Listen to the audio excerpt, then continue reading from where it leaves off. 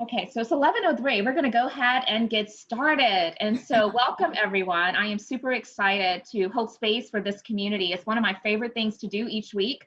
I am Dr. Nika White. I am the principal of Nika White Consulting, and we are a management consulting firm that's based in Greenville, South Carolina. We work with clients all over the country and even have some clients with international presence, but we help clients to integrate into their business framework, strategic diversity, intentional inclusion, and a lens of equity. And so every Friday since, I don't know, maybe mid-March, we've been doing the Intentional Conversations virtual community chat series. And we're so excited to be with you today. I have with me my chief of staff, Anna Viola, and she is helping with the technical side of things. And so welcome, Anna. I appreciate you. We're going to go ahead and go to the next slide. I encourage each of you to leverage our time together today to certainly make sure that we are creating a sense of community as we learn with and from each other. But I am always interested in connecting with you outside of our time each Friday. And so I encourage you to follow me on social media. I'm on all the different platforms as you see here, and look forward to seeing you there in the social media streets. We can go to the next slide, Anna. And I also encourage you to visit my website, which is nikawhite.com. And the reason that I encourage you to do that is because I recognize that many of you join these sessions week after week because you're interested in leading more inclusively. And I offer lots of different tools on my website that are just courtesy for you to be able to lean more into that learning. And so there are white papers, there are blog articles. Of course, you can get the replays of all of these Friday intentional conversations. So jump on out there and take advantage of the learning that's available. And I thank you in advance. Again, that's nikawhite.com.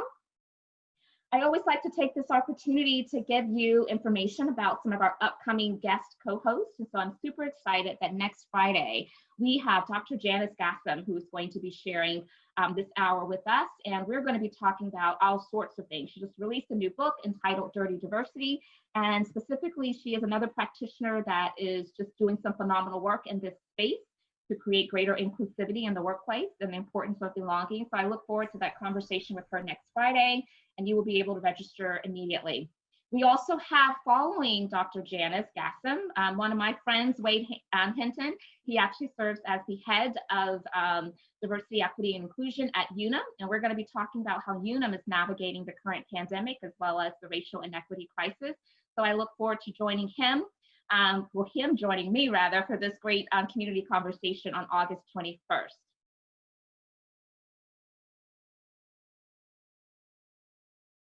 Okay, now here's an opportunity for you. We love bringing on guest co-hosts. It really makes the hour so much more enriched because we get to learn with and from each other. And my guest co-hosts bring such wonderful perspective and expertise to the conversation.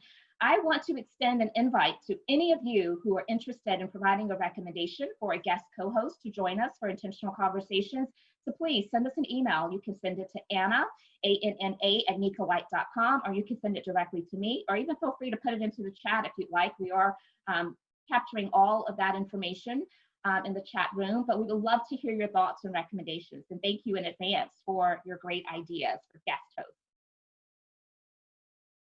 Now, this brings me to why we're here today. I always want to share a little bit of information relevant to intentional conversation. So as we go to the next slide, at a high level, I want to let you know that we are really committed to ensuring that our time together is optimized. We want this experience to be one that each of us walk away from feeling as though that was time well spent. And so to do so, we always like to make sure on the front end, we provide some agreements or really considerations to help each of you partner with us to ensure that our time together is optimized. And so I'm going to share a couple considerations. The first is, when you're not sharing, I'm going to ask that you please kindly remain on mute. Make sure you're paying close attention to that. This helps us to avoid any background noise disruption and make sure that, again, we're optimizing the experience for all. If you're comfortable, turn those cameras on. We'd love to see your smiling face, but it's not required, of course. And so if you're participating in an auditory capacity, we welcome that as well. And we'll certainly make sure we pay attention to ensure those voices get entered into the conversation. I want to just reiterate that this is about community. So as we hold space for each other, we are learning with and from each other. So while I, as host, as well as my co-host, will bring a good deal of insight, we recognize that we don't have all the answers. And that's why this community is such an important aspect of our experience together. So we will invite you to share with us as well. What connects all of these sessions together week after week is the intersection of diversity, equity, and inclusion and leadership in business. So while the content may vary a little, that is the thread that's going to ensure that we stay on topic with those three important critical areas. We also are very respectful for what's top of mind for each of us right now, as we're dealing with the looming effects of the global pandemic, as well as still in the midst of this racial justice inequity conversation that we all need to work towards dismantling. And so that will enter into the conversation, of course, but we don't necessarily anticipate having all of our content to be around just those very two specific topics. This is a pathway to action through application rather than just simply sharing information. And in that regard, I want you to see this time together as a way to leverage dynamic knowledge. We want to help each of you to lead inclusively, as well as to strategize personal and professional growth and development. And I think that all of us have something to contribute in that regard. So again, we're going to encourage you to use that chat feature, share resources, your contact information. We'd love to have your LinkedIn information placed in there so we can connect with you beyond this hour. That's also an opportunity for you to ask questions you may have and to introduce yourselves. Last but not least, for those of you who've been joining us week after week, you know that we do record these sessions so that we can make them available to a larger audience. The replay will be available to you this afternoon along with the chat room transcript. So look for that in your inbox. Now, it gives me great pleasure to get to what is such a joy for me, which is always introducing our keynote. Well, I'm saying keynote. Victoria's probably looking at me like, what? I'm not prepared for that. Although I know she would knock it out the park. But for our guest co-host who's going to be sharing with us today. So let me give a proper introduction of Victoria, and then I'm going to let her come on and in her own way just greet this phenomenal audience. And so Victoria Russell is Chief of Diversity, Equity, and Inclusion Officer at Papa John's International. Victoria has been described as a D&I champion, equity advocate, and corporate activist. In 2018, she stepped up during difficult times to become the first to lead diversity, equity, and inclusion at Papa John's. With a 14-year passion for the brand, Victoria is committed to using her voice to bring change and leaning into the challenge of ensuring DEI is in the DNA of the company. Prior to this role, Victoria was named Head of Diversity and Inclusion and chaired their first D&I committee. She spent most of her career at Papa John's in marketing analytics, where she gained valuable insights into the business and the customers and communities they serve. Before joining Papa John's, Victoria spent time at Humana and Brown, Forman, and Human Resources. She earned a Bachelor of Business Administration and an MBA in Marketing from the University of Kentucky. Victoria serves on several nonprofit boards, including GLI, Leadership Louisville, Fund for the Arts, and the Chestnut Street YMCA. In 2019, she was named Woman Making a Difference by Louisville Business First and selected as one of Louisville's 40 under 40. She was also featured in the Business Journal's Influencers, Rising Stars, a national list of influential young executives. Her other recent accomplishments include Leadership Louisville Class of 2020, University of Kentucky 2019, Lyman T. Johnson Torch of Excellence Award, founding member of the AdWeek D&I Council, and named one of the AdWeek and AdColor 2020 Champions of Diversity and Inclusion. Victoria was also just named to the Executive Leadership Council, honored as a Daughter of Greatness by the Muhammad Ali Center, and featured as Today's Woman 2020 Most Admired Woman in the corporate category.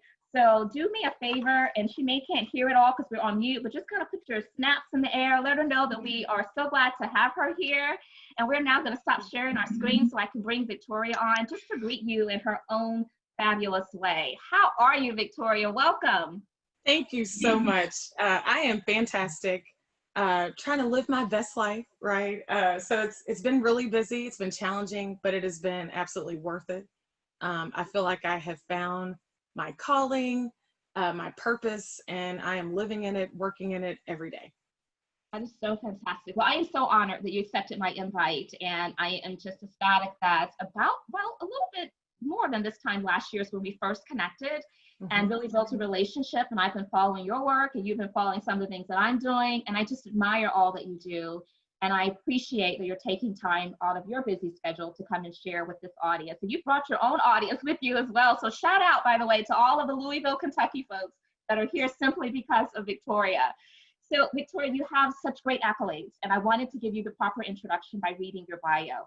But I always like to start where I can with getting my guest hosts to just tell their story beyond what we can't find in your bio. But who are you at your core? Let us get a little bit of additional insight into Victoria Russell.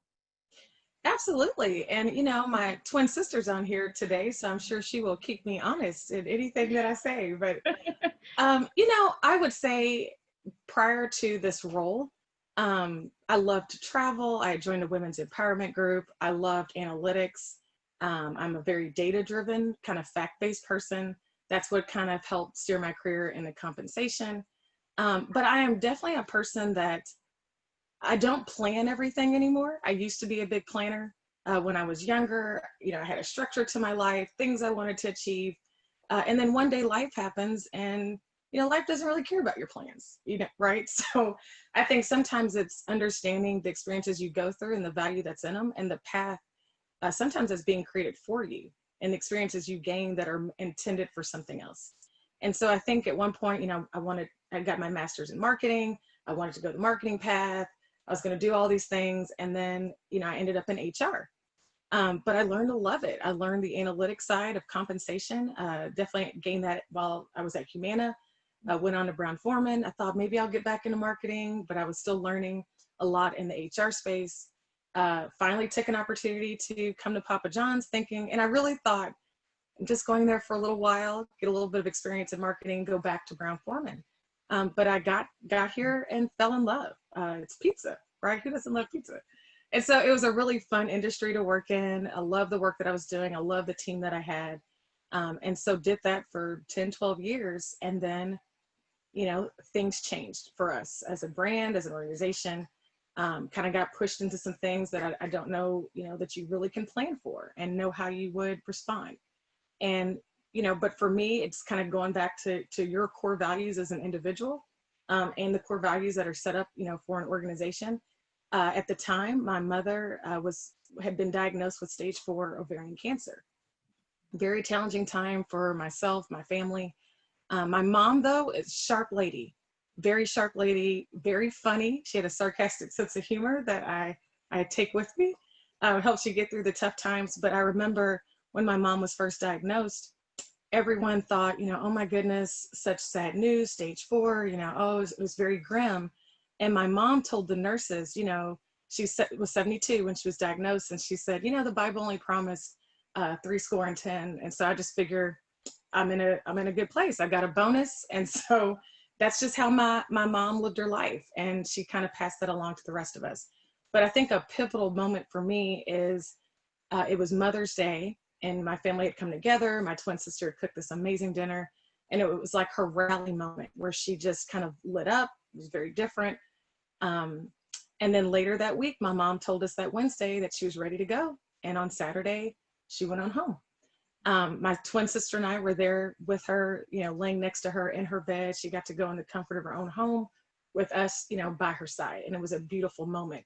But in that week, she literally was giving away everything, really the months leading up to that. My mom was like, oh, come on over. Here's my mink coats. Take those with you. And any jewelry she had, you know, here's this. And literally the last week opened her wallet and gave us her last $20. And it was very sad in the moment, but it reminded you and reinforced you can't take any of this with you, you know. And then when we got to the funeral, and I'm sure my twin would agree, the comments that people made about her, things I didn't even know about her, you know, experiences they had with her, ways she'd impacted their life. And so it hit me that, you know, no one mentioned the car she drove, the job she had, things she acquired or attained in life. That stuff just doesn't matter at that point. All they kind of told is how she made them feel and how she impacted them. And at that moment, I thought, that's the legacy, you know, I want to leave. And why do we wait and start when we're 60, 70, retired? You know, often people don't identify that that's what they want to do until later in life or what their legacy will be. And so, you know, instead of, you know, waiting till you're retired and you get in that philanthropic stage of life and you want to give back and, you know, why not start now? You know, one of my mentors and someone I look up to, Olivia Kirtley, was our former chairwoman at Papa John's and still serves on the board. She serves on numerous boards, but she spoke at an event this week for the 100 Wise Women, and they asked her what was one of her regrets. And she talked about affirming others sooner. So again, it's that, why do we wait? And so, if I can be of value to other people, make your work experience better, make sure you feel included, that you belong. If I can do something to make someone else's life better, I want to do that. And it's absolutely worth it.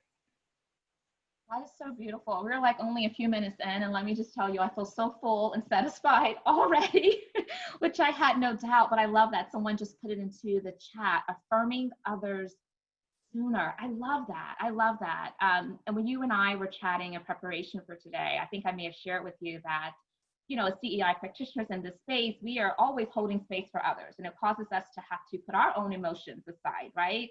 And as you were sharing that statement of affirming others sooner, it just reminded me of the moment that we bonded in that conversation when someone said to me one day, Nika, I see you. And just those 3 words were so powerful to me. And so I appreciate you gifting us with the words of your mentor that actually gifted those to you, affirming others sooner. So let's talk about Louisville, Kentucky. I have had Louisville, Kentucky in my heart and my mind and my prayers for a long time now. Not that the whole world is not dealing with so many, issues that certainly are up front and center and impacting us in so many ways, but Louisville has had a tough go. So let's kind of unpack that for this audience. Maybe everyone here is not fully aware that Breonna Taylor was from Louisville, and even one of the colleagues at Papa John's, Tyler, recently lost his life. And so let's just talk about some of those big events that has really hit home for Louisville, Kentucky. So, I've born and raised in Louisville, lived here pretty much all my life, with the exception of college at the University of Kentucky. And so, I love the city, right? Born and raised here. We've got our challenges, but, overall, absolutely love it. And I think, what's occurring now is absolutely bringing many of the people in Louisville together. A lot of people are trying to figure out, what are we going to do? How do we come together and coalesce around a few priorities that can create long-term change? And I've seen a lot of folks coming together. There was an event actually just yesterday that brought together some of the grassroots efforts that people are already doing, have been doing, quite frankly, pushing for change. But how do we give them a louder platform and literally push the microphone in front of them so that people can hear what they have to say, and understand how can we come together to make Louisville a better place for the long term. And I keep emphasizing that. I think, the immediate ask is for justice for Breonna Taylor. That is absolutely a priority. I don't know if you've kind of heard the news recently. Oprah, featured her on the cover for the first time, giving up her cover for the first time. They're erecting 26 billboards across the city that Oprah is paying for every year of her life. And so it's beautiful to see people come together to say her name and to push for justice. Tamika Mallory and Until Freedom are in town and actually have taken residence for the next month, which is exciting. To peacefully continue to push. And so that's exciting to see that take shape. What I've also started to see, which I think is so important, is our business community beginning to rally around their role in the change, right? What part do they play? And so whether it's Greater Louisville Inc., our Chamber of Commerce coming together, they've launched a task force around this initiative, pulling people together from different organizations. What I would love to continue to see is people bridging together the business community with the grassroots efforts, with the justice system, with healthcare, with housing, leveraging the Urban League and all the work that they've already done.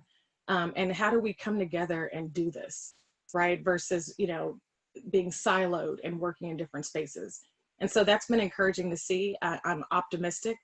I love the words of John Lewis, talked about hope and being optimistic, how important that is, to keep fighting the good fight, to get into trouble, necessary trouble, good trouble. I think that's critical to understand what that means. I do think often, you're not valued when you were doing it. So I'm sure when he was getting arrested the 10th time, the 20th time, the 25th time, and so on, people probably didn't see that as good trouble, right, at the time. But look at us now, look at the progress we've made. And so it's continuing to see, we're going to have to be creative, right, in terms of how we come together and push this work. So I think that's really important. It's a personal experience for us at Papa John's, losing someone. So we actually, our African-American ERG pushed for us to get in the community and continue to do more. We actually served pizza at a balloon vigil for Breonna Taylor, and had, you know, you wouldn't even know it was the Black ERG. So many team members came together. It was just the brand. It was just our people coming together to show support for our community, and it was beautiful. But several weeks later, we had a team member lose his life, you know, at the protest. And so it's a very personal experience for us. I had the opportunity to get to know Tyler a little bit right before that. We were actually featuring him within a kind of a thank you video we were doing for Big Brothers Big Sisters, and Tyler left a beautiful message, you know, as a part of that. And so he'll be memorialized doing what he loved to do. He was a champion for change. He has a diverse family, and that was important to him, that he worked to create a world that his niece and nephews could be their whole selves and be safe and you know, do great things. And so, you know, that's definitely a personal experience for us being headquartered right here. Definitely care about, you know, the outcome for the city, and finding what is our role in that. I love that. Thank you so much for helping us to understand the person that Tyler was. I know when you and I talked, I don't think that, at least from what I had been following from the media, I didn't know the full story of Tyler and, you know, his work in so many capacities. You know, he wasn't just a bystander there. He was there really doing the work. He was a part of trying to give voice to this very important issue that we needed everyone to pay attention to. And so I want you to say Tyler's full name. What's Tyler's last name, just for the sake of Tyler Girth. Tyler Girth. Okay, so rest in power, Tyler Girth. And of course, rest in power, Breonna Taylor. Yes. So let's talk about Papa John's a little bit deeper. You're from Louisville, so, you know, Papa John's has always kind of been there. And Papa John's has not always been in a position to where there's been a lot of positive media around the organization. And I would imagine that some people, when you probably shared with them, hey, I'm considering taking this role of their chief diversity officer for Papa John's, they probably told you, Victoria, did you really count the cost for that?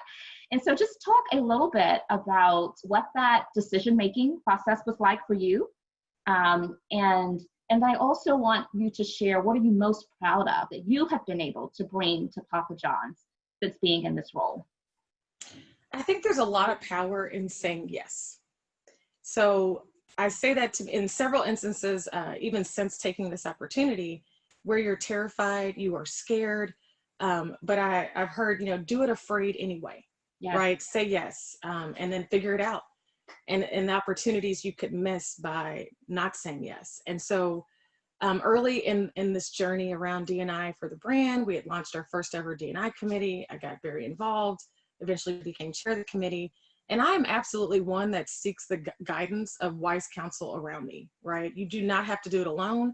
That is something my mother reinforced to my sister and I, that, you know, what you don't know how to do, it's important that you figure out what you don't know how to do, or you don't do well, right? And surround yourself with people who do. I think that's a sign of a good leader. And so I sought wise counsel from the D&I leaders at Brown-Forman and Humana, and folks at the Ali Center and the Urban League and the NWCP, and, you know, on, Texas Roadhouse, Yum Brands even, right? I remember having a conversation with James Fripp, who leads their diversity, and somebody thought, oh my goodness, why would you all come together? Your competition. And we said, you know, this is not about pizza, this is about people, right? So it's much more significant and a lot deeper than the competitive, you know, of sales. And so, you know, seeking all of those folks and their wise counsel, but many of them said, you know, if you get this opportunity, you want this. The answer is yes. But as, you know, we're all human, I would say, well, I don't have this skill set, or I don't have this capability, or I don't have, and people got me out of what you don't have and focus on what you do have. You have passion, you have drive, you have the heart for this work. And so that's when I thought, well, why not? You know, and I think it was John Lewis who said, you know, if it's not you, then who? If it's not now, then when? And so, you know, when they offered me the opportunity, Steve our CEO at the time, gave me a white sheet of paper and said, this is your job description. And so, of course, I was terrified and excited, but again, pulling smart people around me. Hey, let's get this work done together. Building a team. We actually brought on our first ever multicultural agency of record, 100% Black owned business. They're actually why we brought Shaquille to the table, you know, so I take credit almost because I brought on smart people who brought on amazing talent. So, you know, and it's doing that, right? We wanted to expand and do more, not more, launch a supplier diversity initiative. So we brought on Tanya Harbison from Humana to lead that work. Lindsay Rayleigh on my team leads our employee resource group work. We've launched 8 employee resource groups in 1 year. You know, that's a lot. Most companies launch 1 or 2. But again, surrounding yourself with smart people who know how to do this work, and continuing to leverage what I call the village of people around me, other organizations, whether it's the CEO Action, Conference Board. You know, there's so many resources out there. I think true leadership sometimes is knowing where to look, right? You don't have to have the answer to everything. That's one thing I remember my mom saying all the time. What you do need is to know where to find the answer. And so I'm really proud of the work we've done. I'm really proud that, you know, we focused on who we really are. We worked this year to define new core values for the brand. And so the ones that, of course, there's 5, but the ones that really speak the most to me is everyone belongs, do the right thing, people first, you know, and it gives us a compass so that if at any point things go a different direction, you have the ability to say, hey, is this really doing the right thing? When we do this work, is it really putting people first? And if it doesn't, you know, how do we continue to realign the work that we're doing and the focus that we have? And so I'm grateful for the teams that have put all of that work together. We've launched our Doing Degrees program. So, you know, expanding, you know, why someone would want to work here and all the benefits you could get, you know, through our recruiting efforts and continuing your education.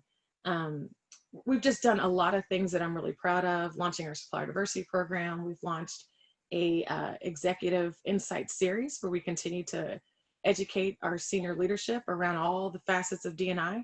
I think so often people get stuck in, you know, the recruitment side of D&I, the kind of hitting quotas, sometimes side of D&I, the compliance pieces of D&I, sometimes the brand reputation piece of D&I, but there's so many other facets to the business implications of why you do this work that it's important to continue to educate and make sure it's championed by the top. You know, I always say that the true chief diversity officer is the CEO, right? So if it doesn't start at the top and it's not woven into priorities of the board, then it, you know, you're just kind of pushing a boulder up a mountain. So I think that's really important to get that leadership team buy-in, and that this work is driven by everyone. Absolutely. Everyone has to own this work. I love that. You've said so much that is deserving of unpacking, but I love the power in saying yes. You know, so often, particularly as women, we're often encouraged to think about the power of saying no, but we have to also think about the power of saying yes. It just reminded me of something that a dear friend shared just recently, when she said, it's important to know who you are and to know who you're not and be okay with that, you know? And I think that's part of being discerning about when to say yes, when to say no. And there's obviously a lot of value in having a multitude of counsel. So we all need a village. I love the fact that you talk about your village. And as you were speaking, I know that you're so present in the moment, but you were getting lots of love in the chat. And I'm suspecting that many were from folks that are part of your team, you know, indicating how great it is for you to just always want to affirming others, but to affirm your team and recognize that none of us can get where we are trying to go on our own. And so I appreciate that. And for those of you who didn't catch it, so she mentioned Shaq, or maybe you aren't aware, but Shaquille O'Neal, yes, is one of the board of directors for the company. And yes, absolutely, you take credit for that. You know, I'll share a story about Shaquille. So, you know, absolutely exciting having him on board. He is a brand ambassador for the brand.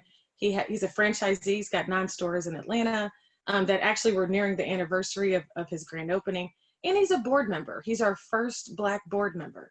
And so there's a lot of weight in his voice. And what was so exciting when I first had the opportunity to meet him, and once you get past, you know, oh my goodness, it's Shaquille, you know, he said, you know, what can I do? Where do you need me? How can I help advance this agenda? And so, you know, he hit the ground running. Shaq has a way of quietly, right, reinforcing or stating things that are really supportive of these initiatives. And it's not that others did not support it before, but I think having someone with a literally larger than life persona help push those is really helpful, especially at the board level. I remember the first opportunity I had to share D&I with the board during a board meeting. I think I had like 3 minutes on the agenda to kind of give this recap. And I remember telling Shaquille I was a little nervous. I only got 3 minutes. I hope I do well. And, he said, you serve it up, I'll add the sauce. And I thought, okay. And so I started presenting, and he started asking all of these great questions. And it turned that 3 minutes into 45. And it got the whole board engaged, and everyone, was asking great questions and making comments. And what about this? And what about, and I thought, wow, like this is important at this level.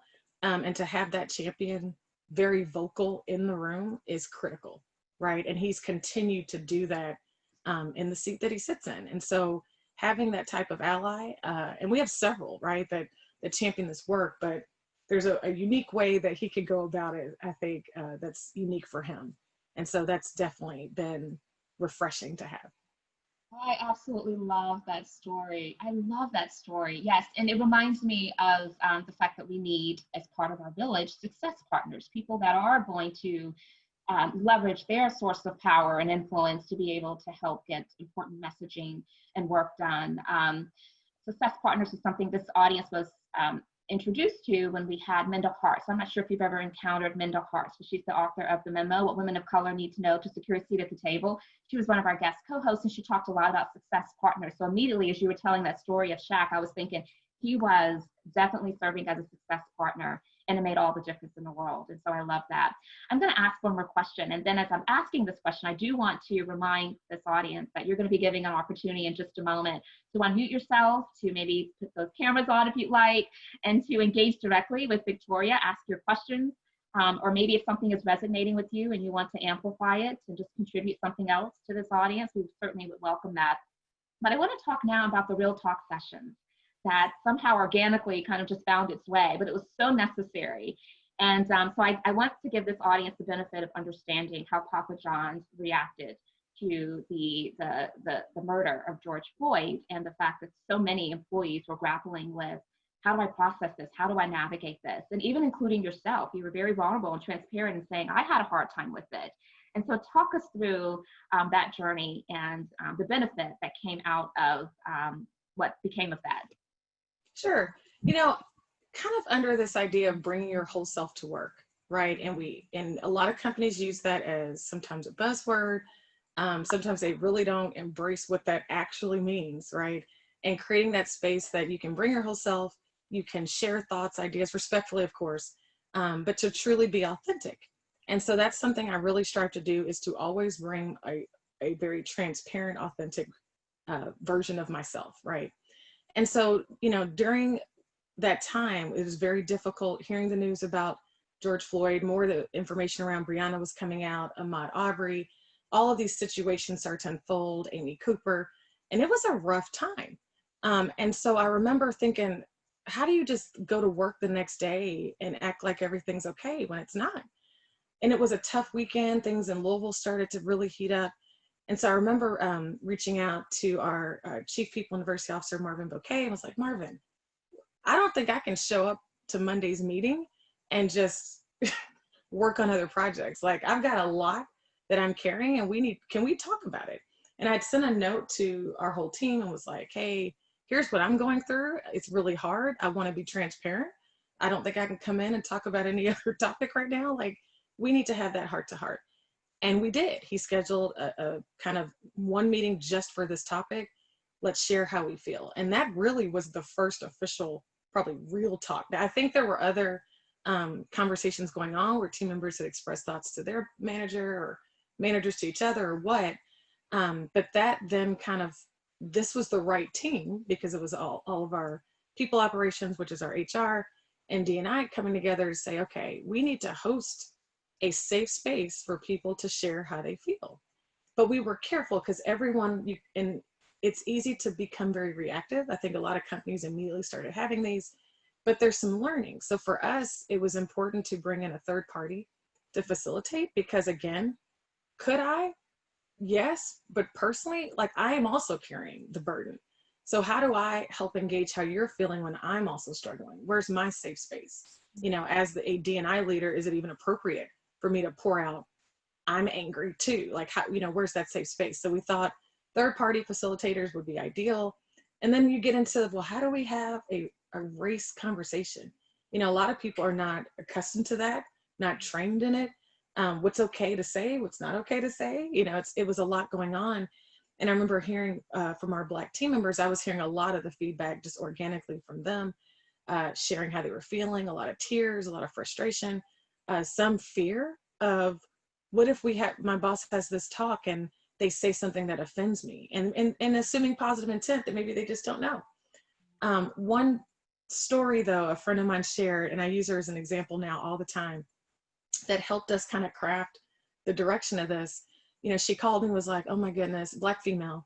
She said, you know, I've got my neighbor keeps coming over now and wants to talk to me. And, you know, I've not talked to them in 15 years, really. It's been the cordial hi and bye, but all of a sudden they want to invite, you know, us over for dinner. And I was just out, you know, playing with my kids. And I'm like, she wanted to just say no, you know, why now? You know, it's been years, you've never done this. And it takes seeing someone murdered on TV to prompt you to want to have this talk. So I said to her, because I completely understood her frustration, it was valid feelings, but I said, do you want to wait another 15 years before you go to dinner?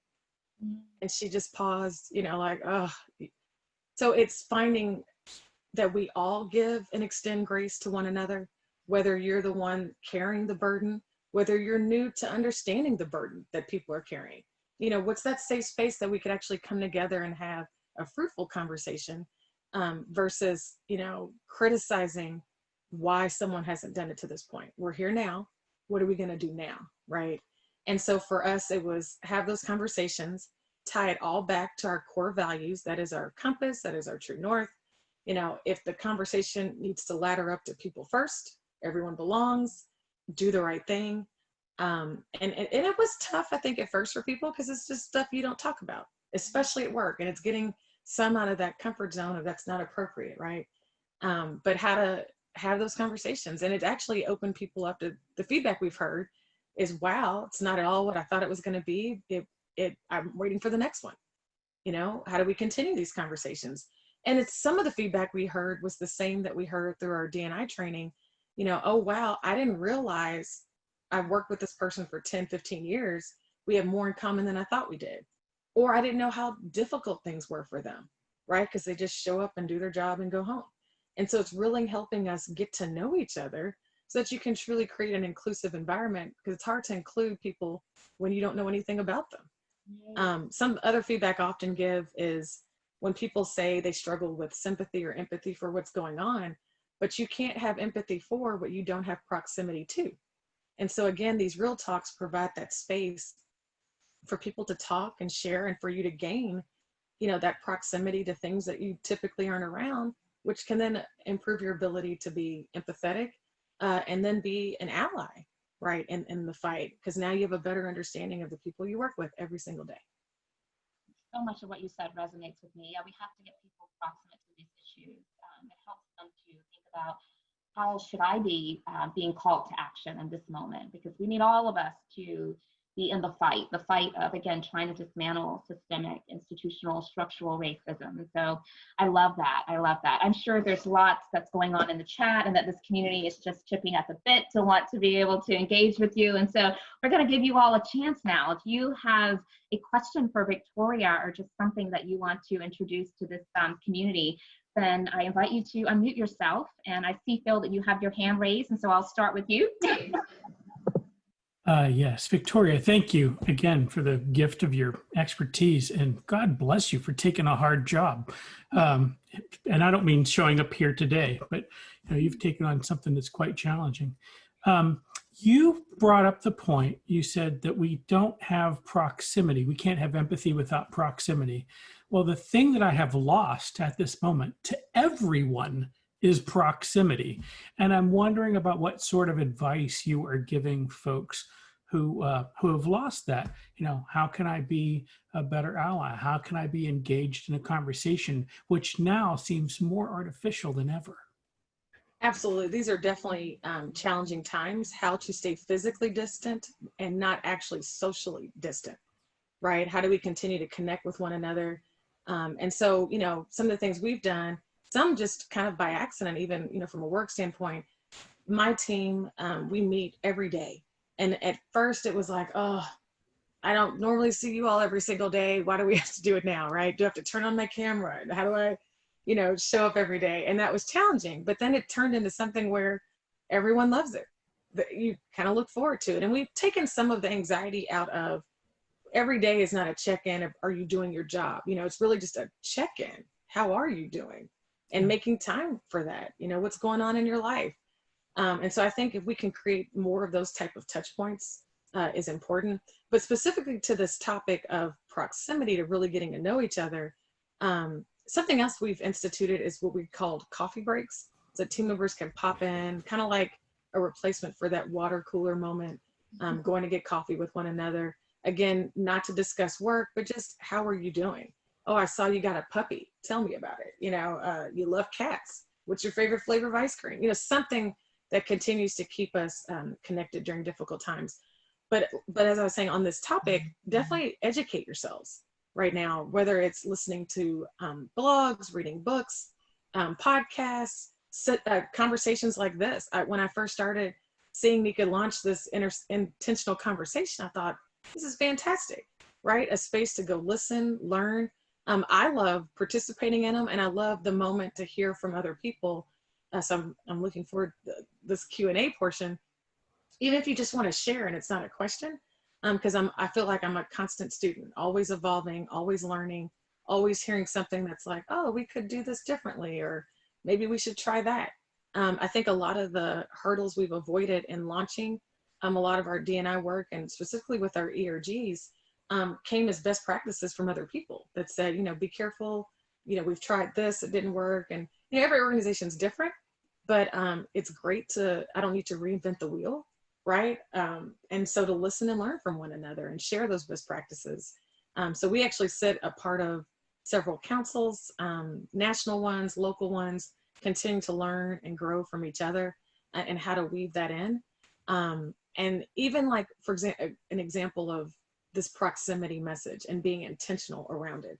So, all of this started to occur kind of at the end of May. You go into June, it was Pride Month.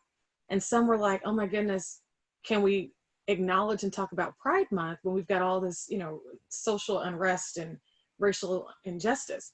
And so our LGBTQ ERG, we had a call with them around like what was the original plan and what should they do and maybe they should cancel. And through the conversation, we agreed to pause and pivot, do it differently. We actually then decided to raise the Philly version of the pride flag because it included the black and brown stripe.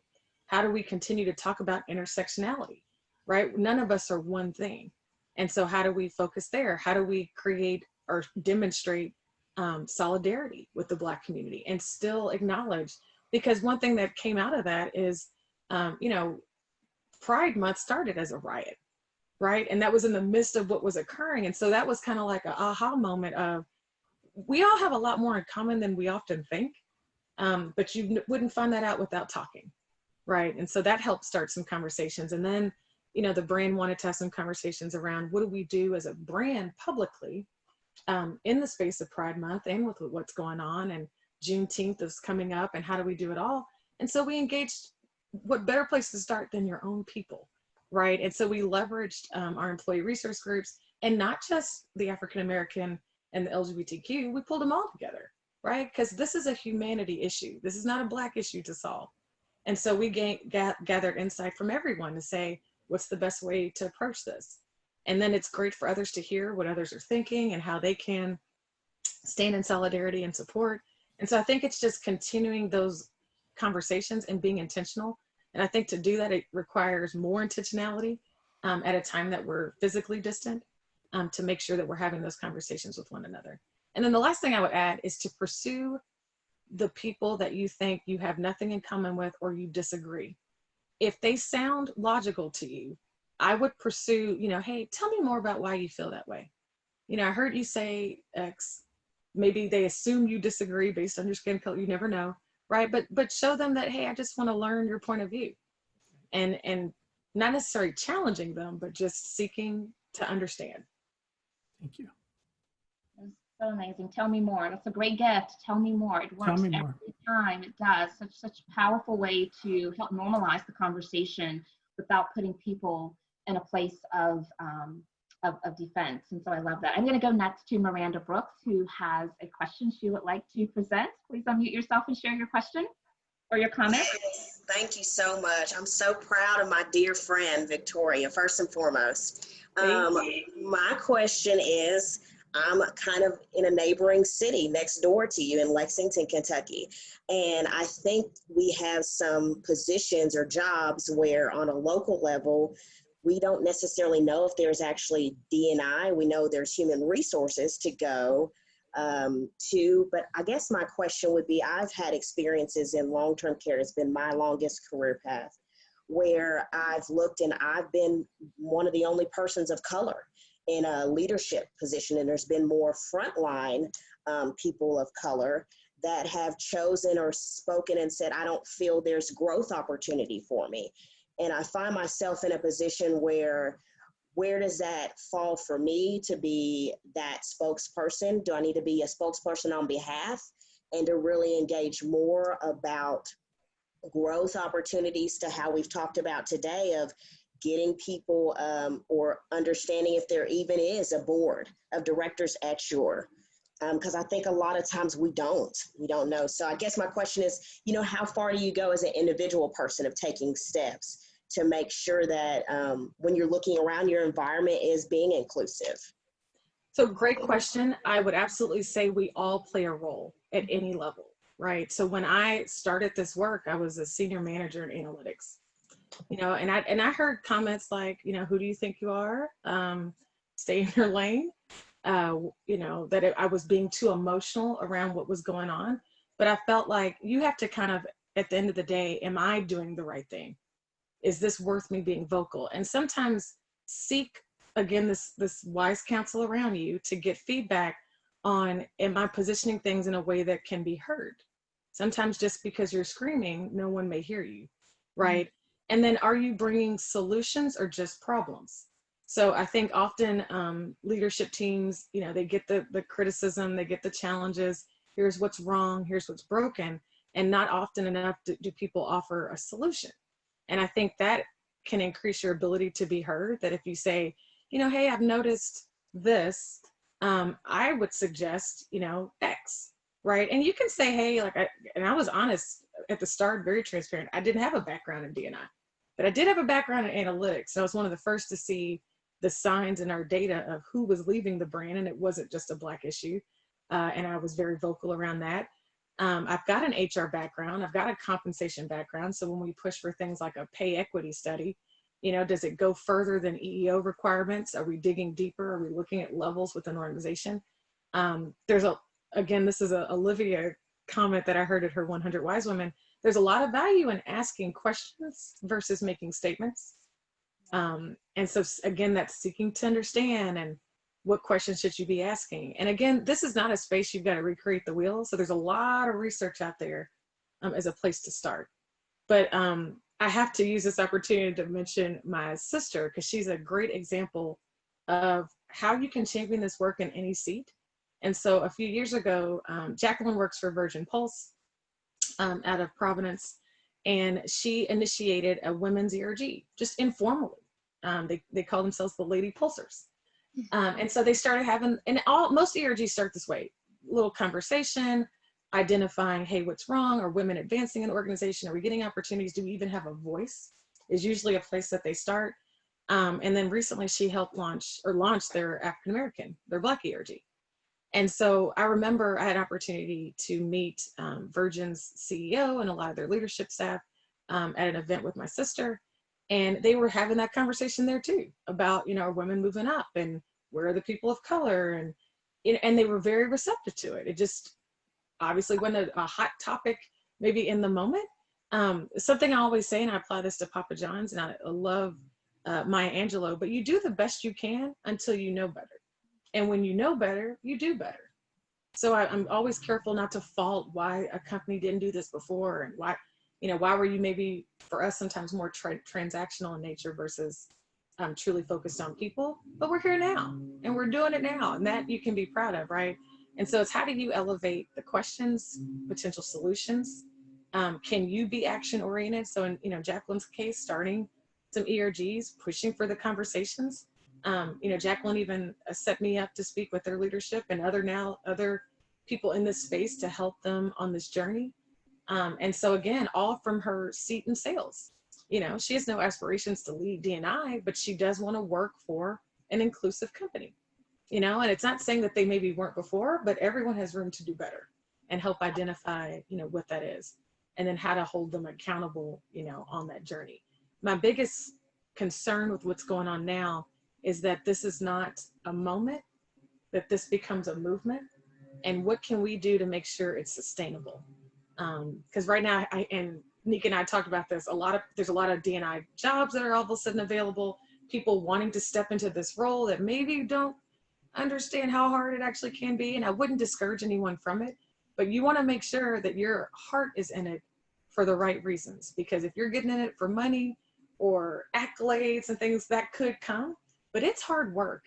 And it's hard work most of the time. It is emotional work.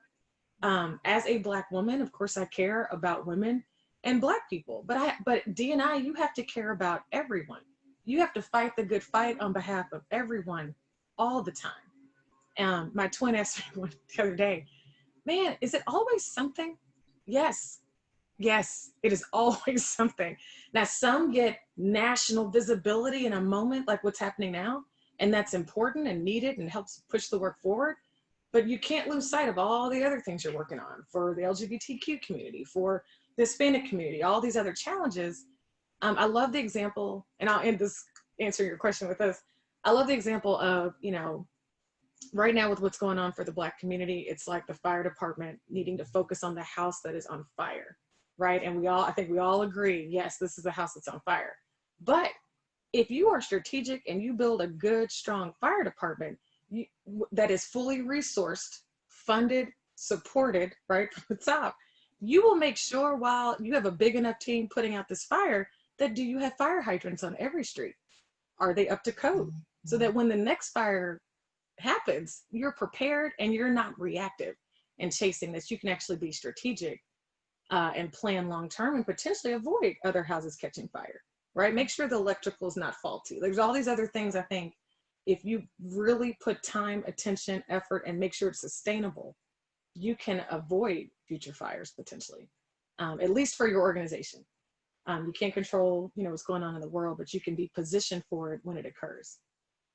Yeah, so this is a moment that I start to get really sad because it's just a realization that our time is winding down. So I'm going to get maybe one or two other individuals to quickly present your comments or your questions. But as you were talking, it reminded me of the story that you often tell of a different mentor that said to you that you can't be afraid to lose your job if you're in this role.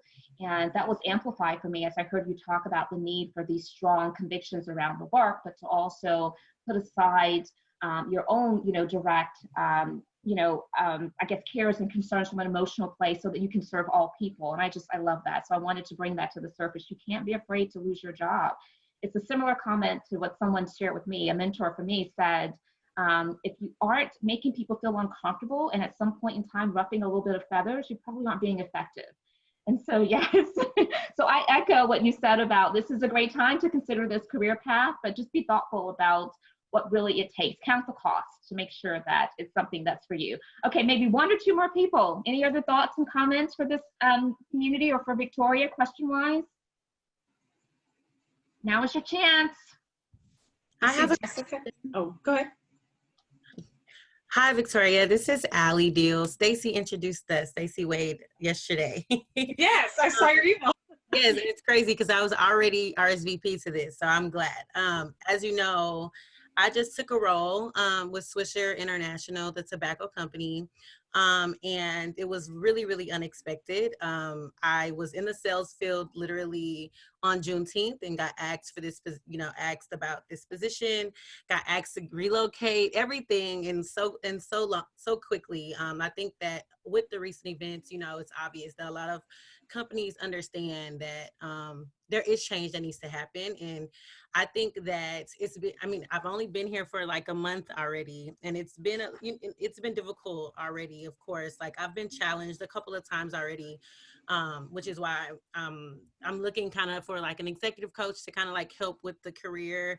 But I have no background in D&I. I've only been in sales my entire life. So, but I have had the passion. I have been in the situation to speak up multiple times. And I think that's why the president, chose me. That's why he's now my boss and I directly report to him. But when, if everyone knows, the tobacco industry is a white dominated male, industry. I am one of the 10 probably Black people, and it's 2 of us that are young Black women in the field. So it is a lot to be done here. And, my question really is, how do you prevent, and I don't want to say like burnout, because I know like, you can't be burnt out. You're literally been here for a month.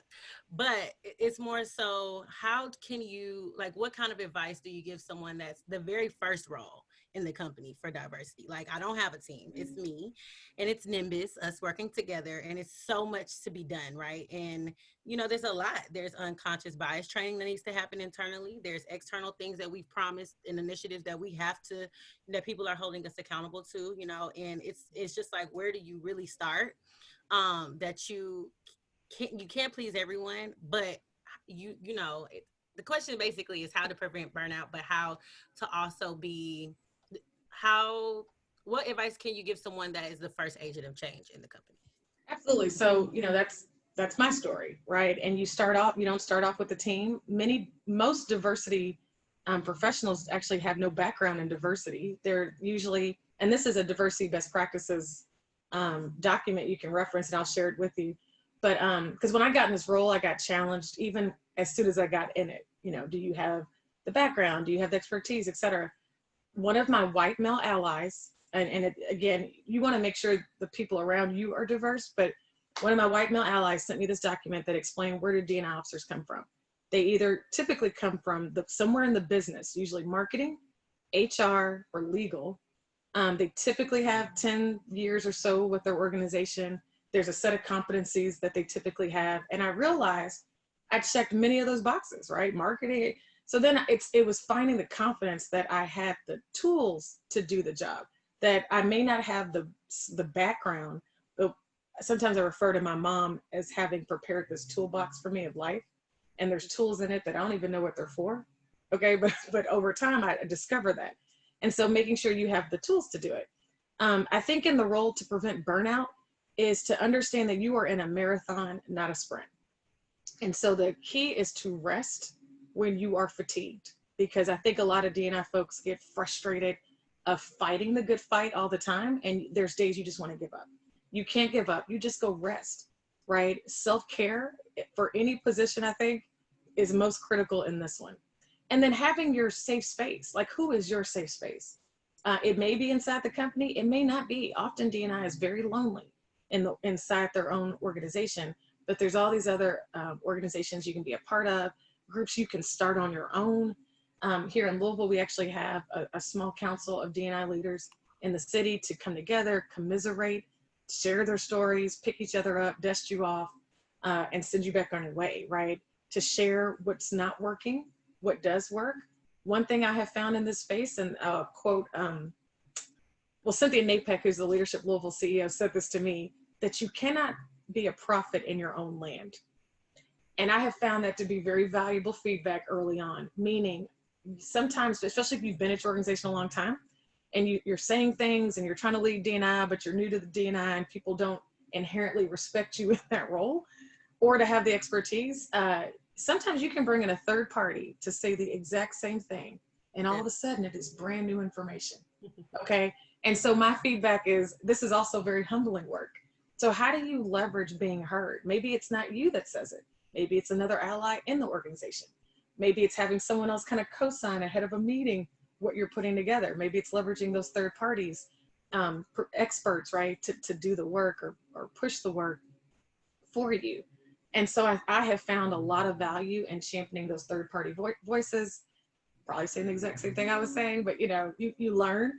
And I have found that to be really valuable. So I would say leveraging your network, the resources around you, finding that safe space to go commiserate, share, get lifted, re-energized, to come back and do the work. It is a long haul and it's an evolution. So a lot of times people talk about this journey, and I agree, but sometimes it sounds like there's no end, and sometimes people use it as an excuse to slow work down. I think of it as like an evolution, because I don't think there is an end. Things are continuing to change. Even how you define your company culture today is going to shift.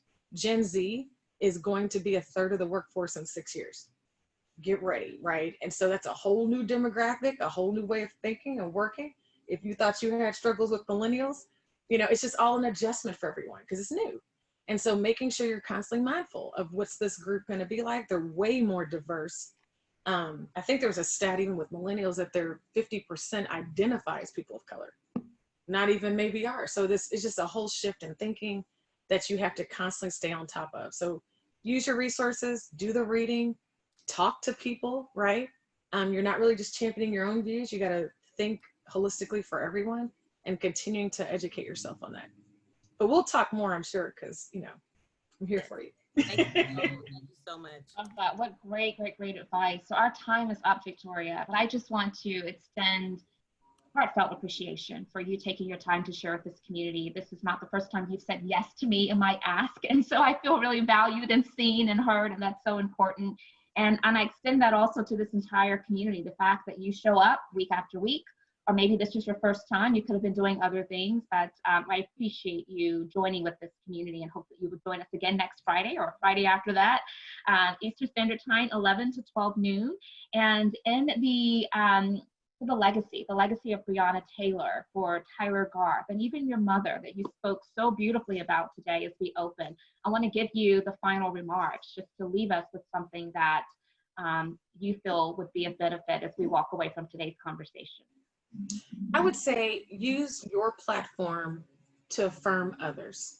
Use your voice to champion others. Do the things that would fill you up. It's not about the job you have, the title you have, the things you have. It's, are you doing something that impacts someone else's life positively? And how can you do that? And in the space that you're in, right? In the role that you're currently in. Be that disruptor, be that agitator.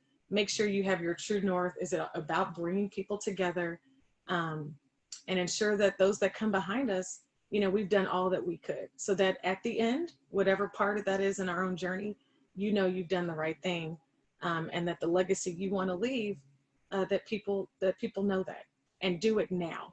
There's no reason to wait. Beautiful. Thank you, my friend. Much love to you. Thank you all. Have a great weekend, and hopefully I'll see you back here next week. Thank you. Thank you.